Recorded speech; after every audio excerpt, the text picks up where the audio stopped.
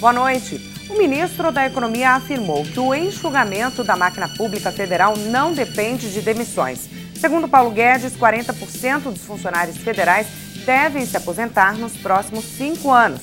Na opinião do ministro, basta reduzir o ritmo das contratações. Os serviços seriam mantidos com a digitalização e a redução da burocracia. A declaração foi durante a audiência à Comissão de Finanças e Tributação da Câmara dos Deputados nesta terça-feira. O Jornal da Assembleia traz ainda os seguintes destaques. CPI que vai investigar barragem com risco de rompimento define presidência. Câmara do Comércio de Taiwan visita a Lesp. Em pauta, investimentos no estado de São Paulo. Agora no Jornal da Assembleia, segunda edição.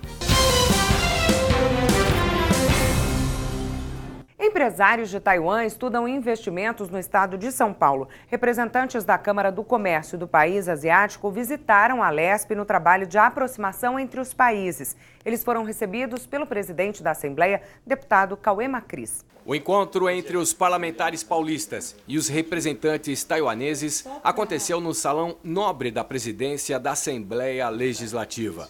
O convite para visitar o Parlamento Paulista foi uma iniciativa da deputada estadual Damares Moura, do PHS. Nós recebemos hoje aqui uma comitiva especial, o vice-presidente mundial da Taitra, que é uma organização semi-governamental que faz exatamente isto, esta interlocução de natureza comercial para levar empreendimento e atrair empreendimento, não é, para Taiwan e apresentar especialmente o que Taiwan oferece para o mundo em tecnologia de ponta. São oportunidades extraordinárias de crescimento tecnológico e comercial. Acredito que poderemos apresentar a São Paulo não só as possibilidades de comércio, mas conhecer culturalmente um país tão rico, não é, e tão querido e de braços abertos para receber brasileiros ali. Taiwan é um importante parceiro comercial do Brasil. Em 2018, o país asiático ocupou o 14º lugar no ranking de importações e o 39º posto no ranking de exportações do Brasil. A vinda de representantes taiwaneses à Lesp contribuirá para aumentar ainda mais as relações comerciais entre os dois países.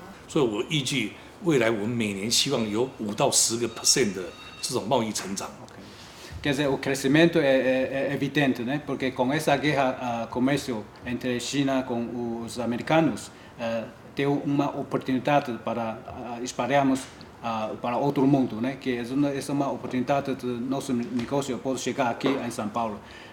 Nesse momento temos previsto um crescimento aqui de 5 a 10% de crescimento com o Brasil. A guerra de mercado declarada entre China e Estados Unidos afeta diretamente Taiwan. Com os olhos voltados ao potencial do mercado brasileiro, grandes empresas taiwanesas querem investir ainda mais no país. E São Paulo, que deverá ser o principal local desses investimentos, só tem a agradecer, pois a iniciativa dos asiáticos, além de bem-vinda, estará alinhada com a nova política internacional do governo estadual. São 3 bilhões de dólares, né, dessa relação comercial que nasce, né, e o que nós queremos é estimular essa boa relação comercial, ampliar ela, inclusive, com o Estado de São Paulo. A política do governador João Dória e do Legislativo não pode ser diferente, onde o Estado de São Paulo tem estabelecido escritórios comerciais em outros países do mundo, não dependendo simplesmente, né, da política do governo federal. Né, São Paulo tem uma raiz própria, boa parcela, né, do desenvolvimento de São Paulo, ou melhor, do orçamento federal, provém do Estado de São Paulo, então a gente precisa sempre trabalhar para ampliar, né? E vem boa hora, uma boa relação e que nós queremos ampliar, né, junto com todas essas pessoas, né, que querem investir no Brasil e fazer também a boa relação comercial, seja de exportação ou de importação. O primeiro passo da reforma da Previdência foi aprovado pelo Senado. A medida provisória aumenta o rigor na fiscalização e no critério do pagamento de benefícios. De acordo com o texto aprovado, vai ser criado um programa permanente de revisão dos valores. O objetivo é evitar fraudes. Algumas regras para a concessão de benefícios também foram alteradas. O auxílio reclusão destinado a famílias dos presos só será liberado depois de 2 anos de contribuição dos beneficiados ao INSS. A pensão por morte para menores de 16 anos terá carência de 180 dias. Os funcionários devem receber um prêmio por produtividade na fiscalização. O governo espera economizar quase 10 bilhões de reais com a medida. O texto ainda depende de sanção presidencial. Definidos o presidente e o vice da CPI que vai investigar a situação da barragem Salto Grande em Americana. De acordo com a ANA, a Agência Nacional de Águas, a barragem localizada no interior de São Paulo está com risco de romper. A eleição do presidente e vice da CPI, que vai investigar a situação da barragem Salto Grande em Americana, aconteceu no auditório Teotônio Vilela. O deputado Roberto Moraes, do PPS, que estava afastado há 47 dias por problemas de saúde, foi eleito o presidente da CPI. Aqui vamos convidar prefeitos, vamos convidar autoridades. Aqueles que não quiserem vir, os convidados, eles serão convocados para que nós possamos dar tranquilidade a essa região tão importante do centro do estado de São Paulo, envolvendo grandes cidades, inclusive a cidade que eu resido, que é a cidade de Piracicaba, que tem o nosso querido rio Piracicaba. A barragem Salto Grande foi construída em 1949 e recentemente foi classificada pela ANA, Agência Nacional de Águas, como sendo de alto risco. A preocupação maior das autoridades é porque a barragem está localizada numa região densamente povoada. Para se ter uma ideia, o rompimento dela atingiria cidades como Piracicaba. O Ministério Público também está no caso. Em fevereiro, o MP abriu inquérito para apurar a situação da represa. A denúncia é de que ela não está com a manutenção adequada. O deputado Disseu Dalben, do PL, eleito vice-presidente da CPI, disse que é importante ouvir, sobretudo, representantes da empresa que é responsável por Salto Grande atualmente. Já houve algumas denúncias, algumas reportagens dizendo do perigo do rompimento e a função nossa, enquanto parlamentar e compondo essa comissão, é ouvir as pessoas, investigar e apurar se realmente há falha, exigir que a empresa responsável a corrija. A CPI tem até novembro para concluir os trabalhos. O relator, deputado Rafa Zimbaldi, do PSB, disse que o papel é de prevenção, para evitar desastres ambientais como o de Brumadinho, em Minas Gerais, em janeiro deste ano, que deixou mais de 200 pessoas mortas. É importante que a Comissão Parlamentar de Inquérito possa esclarecer e investigar todas as problemáticas da Salto Grande.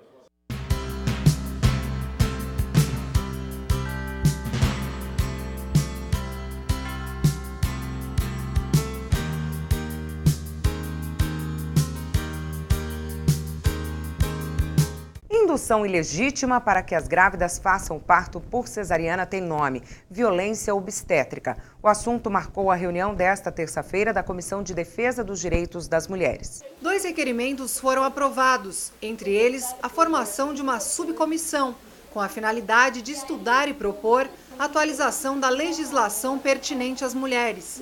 O grupo será composto pelas deputadas Leci Brandão, do PCdoB, Valéria Bolsonaro, do PSL, doutora Damares Moura, do PHS e Isa Pena, do PSOL.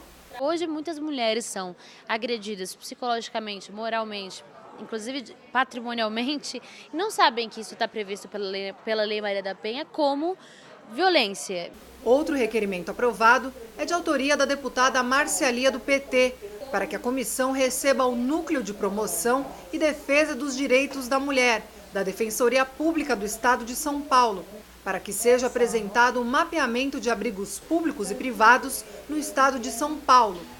Quem também esteve na reunião foi a defensora pública Paula Machado, que falou da importância deste trabalho. Nós temos, infelizmente, apenas 30 abrigos sigilosos que são acessados diretamente pelos municípios no estado de São Paulo, o que corresponde a 4,6% dos municípios do nosso estado que têm um acesso efetivo. Então, o objetivo foi compartilhar com a comissão, que é um espaço extremamente importante de construção de normativas, de políticas públicas, de debates, esse índice, para que a gente caminhe a partir daqui para aumentar esse número e efetivamente combater essa violência. Outro assunto debatido no encontro foi a posição oficial do Ministério da Saúde, que emitiu um despacho em que defende abolir de políticas públicas e normas o uso do termo violência obstétrica. Em resposta ao posicionamento da pasta, a deputada Leci Brandão, do PCdoB, apresentou a moção 050 de 2019, em defesa da utilização do termo. A moção foi aprovada por unanimidade na reunião. Até no aspecto da saúde, do atendimento às mulheres, a mulher negra nessa hora também é prejudicada. Infelizmente, são coisas que existem. É muito triste, é lamentável a gente ter que falar um assunto desses. Mas como é uma coisa que acontece, que é real e que nós temos denúncias, temos depoimentos de mulheres que já passaram por esse processo, nós apresentamos essa moção. Nós vamos estar apresentando um cronograma dos seminários que serão de extrema importância para nos dar aí um suporte com relação a vários temas e vários nomes também de especialistas que poderão nos ajudar nesse debate e também nos nortear nesses caminhos que nós precisamos para trabalhar aí no combate à violência. A Comissão de Defesa dos Direitos Humanos e da Cidadania quer vistoriar as condições dos presídios da Polícia Civil e da Polícia Militar. No total, 10 itens foram discutidos pelos parlamentares. 2 requerimentos foram retirados da pauta para serem melhor avaliados. 2 dos 4 projetos de lei analisados foram aprovados. A Comissão de Defesa dos Direitos da Pessoa Humana, da Cidadania, da Participação e das Questões Sociais também pretende criar uma comissão parlamentar para vistoriar a situação dos presídios da Polícia Civil e da Polícia Militar. O Estado tem uma responsabilidade anterior, que é da precarização das vidas, né, da distribuição equivocada de renda, enfim, da criminalização de certos corpos, que faz com que o encarceramento seja um dado e um fato e uma realidade brasileira. Mas uma vez que as pessoas estão no cárcere, precisamos trabalhar para que as pessoas tenham direito e dignidade de vida dentro desse espaço, para que, enfim, elas possam ser ressocializadas. Então, aquele lugar não pode ser um lugar da morte, né? Uma vez que foi o Estado que colocou lá dentro, o Estado tem que garantir para que as pessoas tenham dignidade lá e, enfim, possam ser ressocializadas.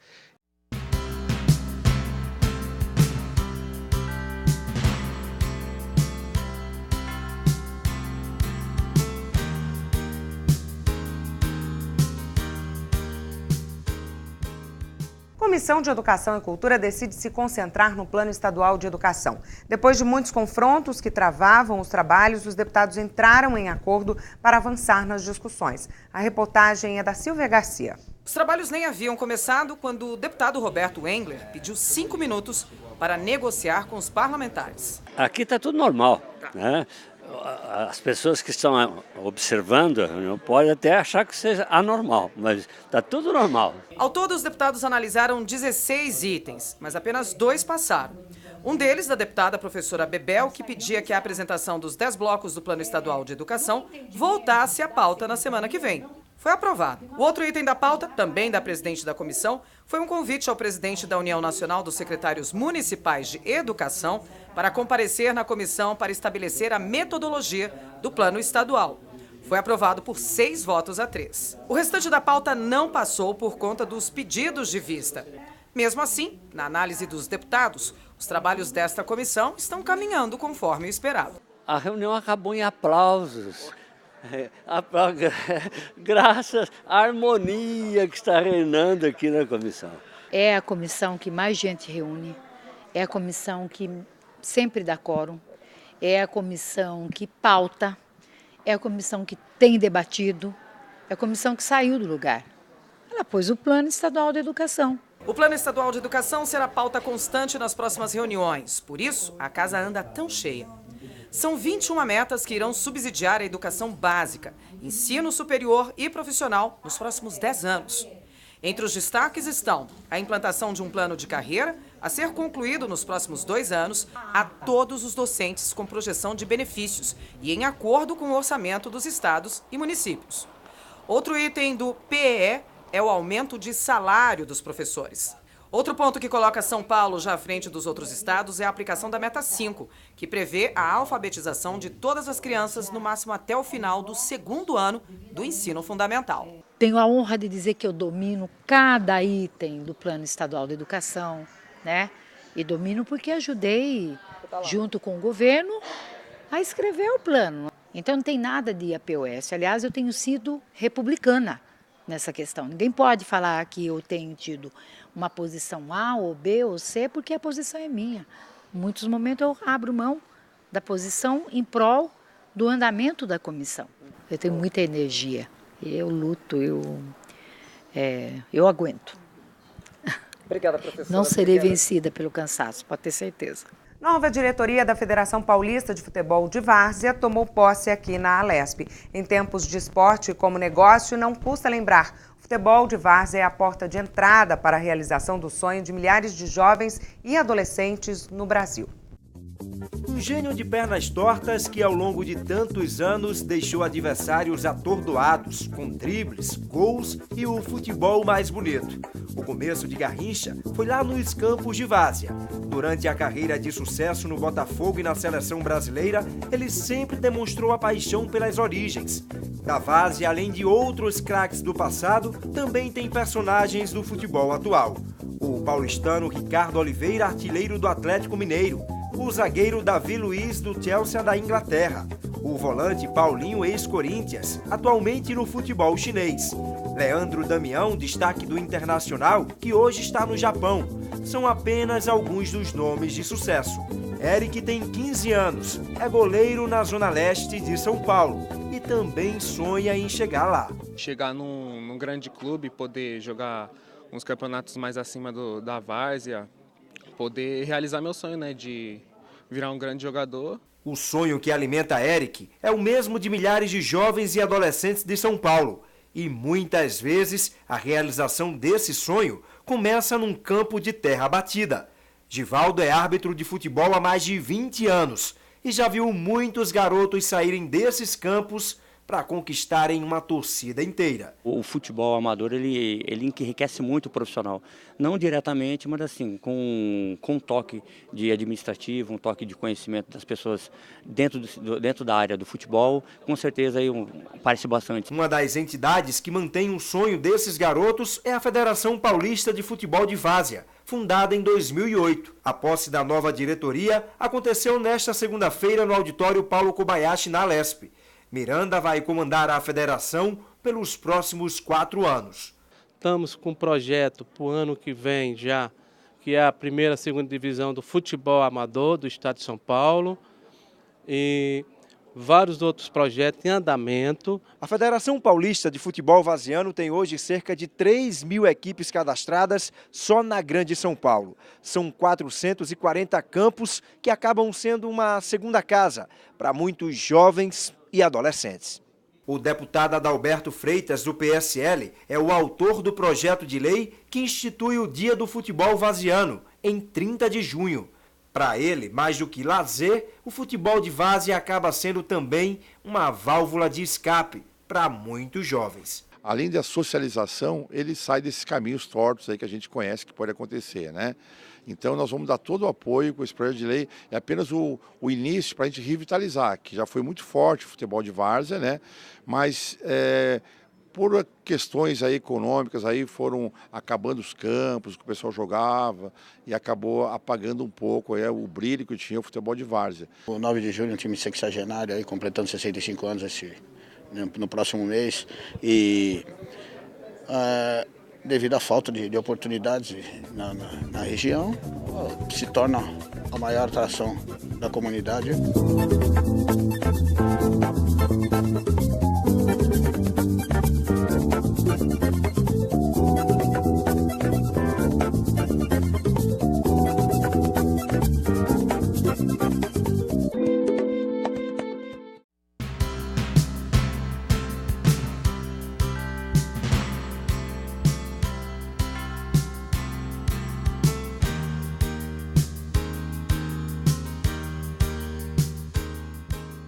Queda no número de crianças vacinadas pode levar o governo a tornar obrigatória a adesão das famílias às campanhas de vacinação. A obrigatoriedade é avaliada na composição de uma norma conjunta dos Ministérios da Saúde e da Educação. A carteira de vacinação em dia se tornaria pré-requisito para a matrícula em escolas. Técnicos do Ministério apontam há 2 anos recuo nos índices de imunização, o que aumenta significativamente o risco de retorno de doenças que já estavam controladas, como, por exemplo, a poliomielite e sarampo. A baixa vacinação também pode desencadear epidemias, como as de febre amarela, que atingiu vários estados do país nos últimos 2 anos. A comunidade médica é simpática à proposta do governo. Especialistas em direito, no entanto, advertem que vincular a matrícula com a obrigação de tomar vacina pode ser inconstitucional. O Ministério da Saúde também defende alterações nos postos de atendimento, entre elas, ampliação dos horários de vacinação, localização e condições das salas de vacinação, e também maior qualificação dos profissionais na relação com a população. A baixa adesão às campanhas de vacinação é motivo de preocupação por parte do poder público e dos agentes de saúde.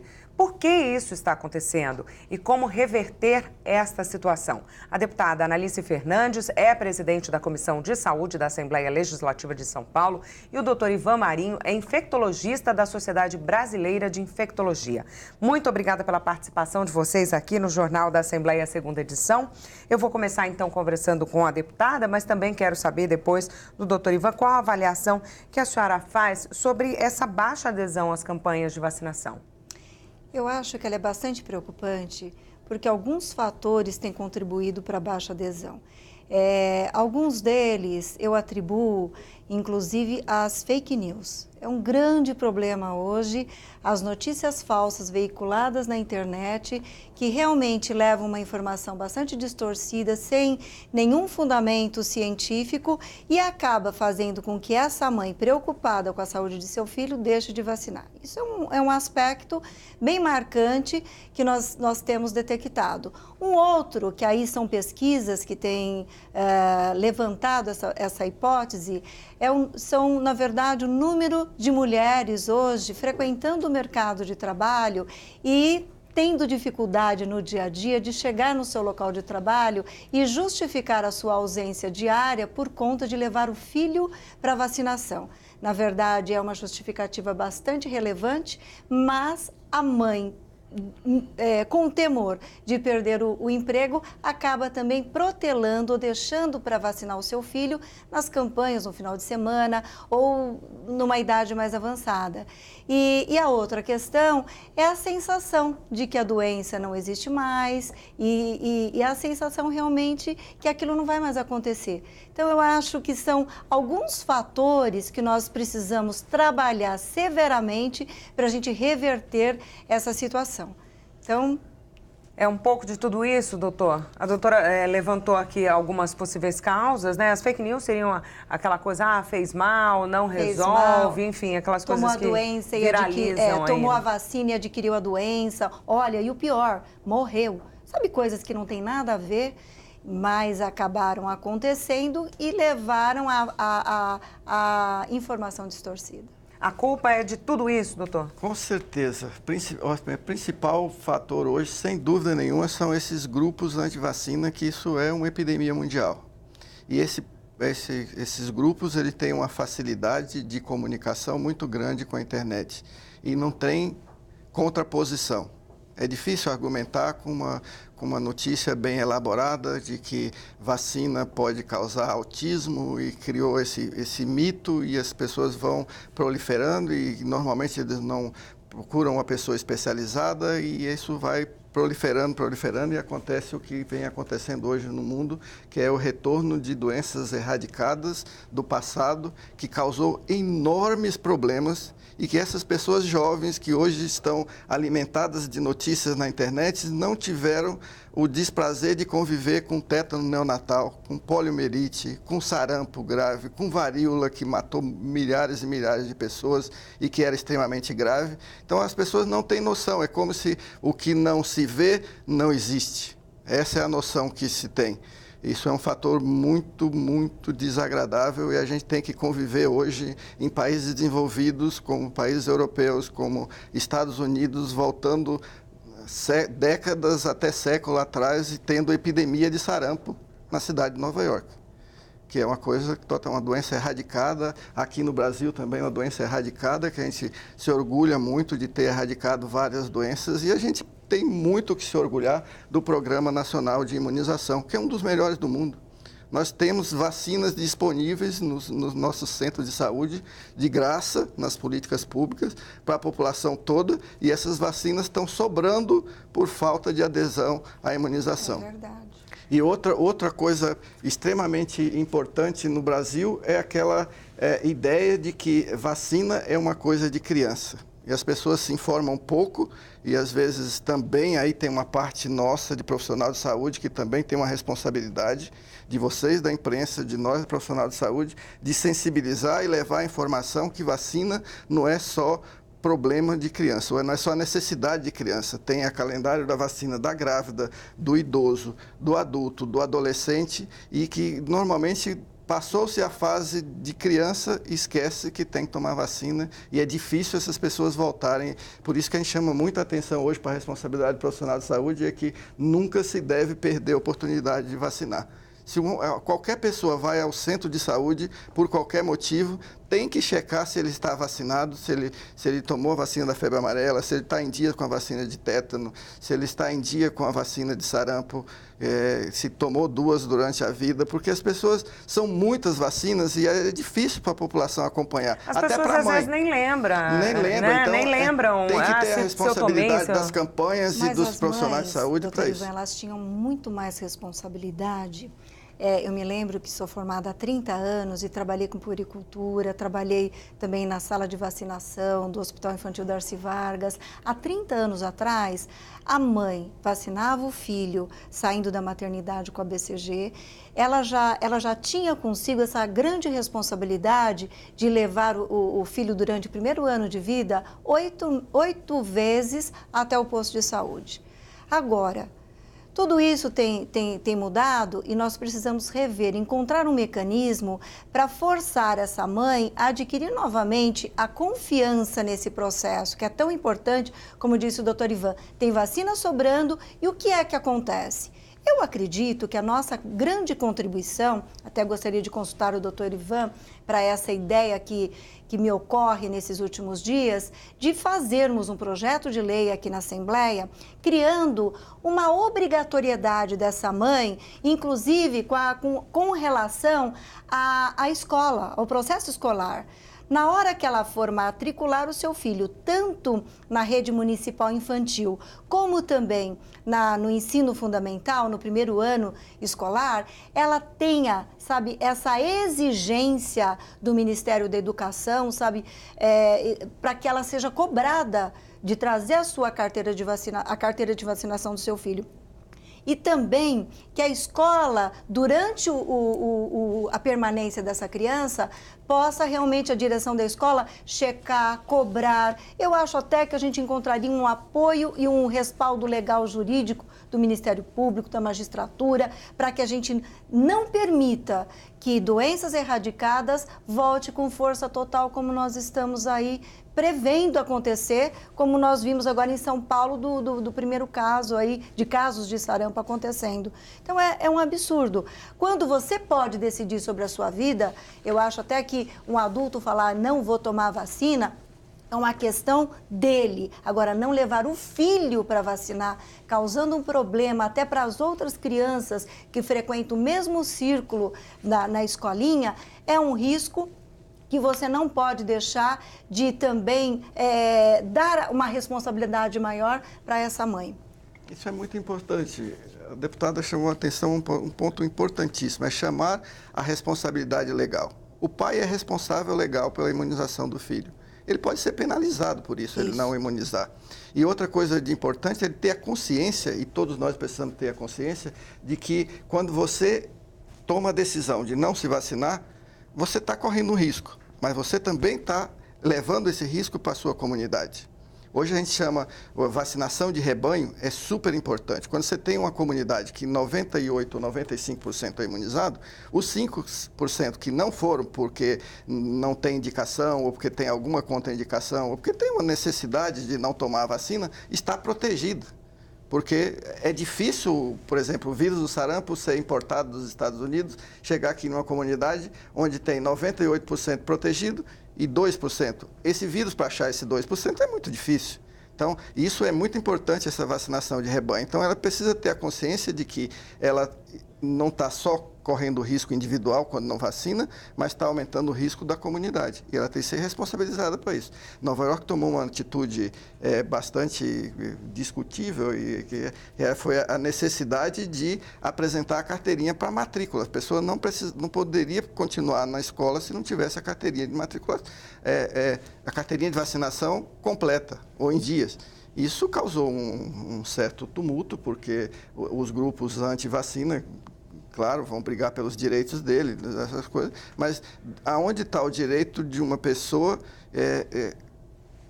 quando ela está ferindo a segurança de outra? Então, essas coisas é aquela coisa da liberdade, né? A minha termina quando começa a tua. Isso deve ser proposto na comissão, deputada, a Comissão de Saúde aqui da Casa deve trabalhar esse tema também? Eu vou apresentar esse projeto de lei que eu acho bastante importante.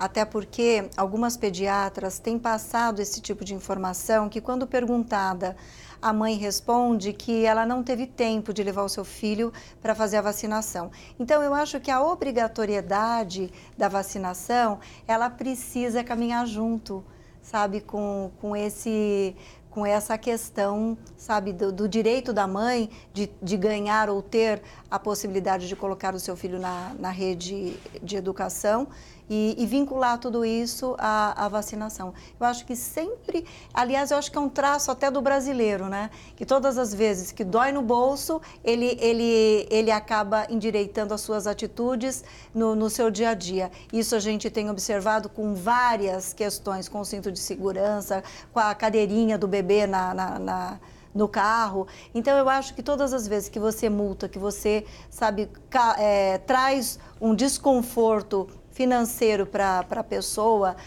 eu acho que a assimilação ela acaba tendo que acontecer.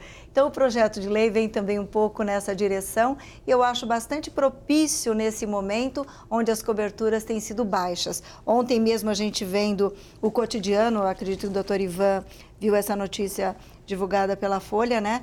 Brasil tem 7 vacinas infantis com cobertura abaixo da meta. É grave tudo isso e nós não podemos deixar tudo isso retornar. Eu acho que ainda é a BCG, até porque eu atribuo ao fato dela receber a primeira dose na maternidade, mas eu acho que as demais são importantes tanto quanto a BCG. Nós temos graves problemas de periferia na cidade com a volta da hepatite A, então nós temos que prestar atenção nessas questões. Eu queria agradecer a presença de vocês aqui no estúdio, no nosso jornal, por todo o conteúdo que trouxeram. Muito obrigada. Termina aqui esta edição do Jornal da Assembleia. Você pode assistir a nossa programação também pela internet no YouTube. A gente volta amanhã. Até lá.